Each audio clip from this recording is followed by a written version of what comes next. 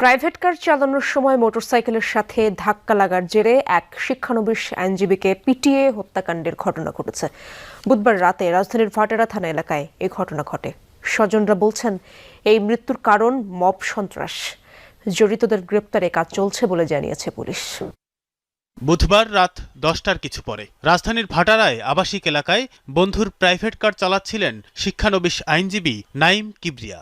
অভিযোগ উঠেছে, এ সময় একটি মোটরসাইকেলের সঙ্গে তার গাড়ির ধাক্কা লাগে। এতে মোটরসাইকেল আরোহী ও স্থানীয় কিছু যুবক নাঈমকে মারধর করে। এক পর্যায়ে তাকে রাস্তার উপর অজ্ঞান অবস্থায় ফেলে রেখে হামলাকারীরা পালিয়ে যায়।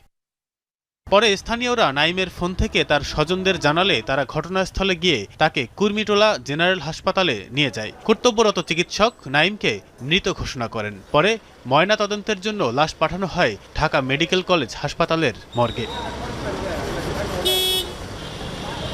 নিহতের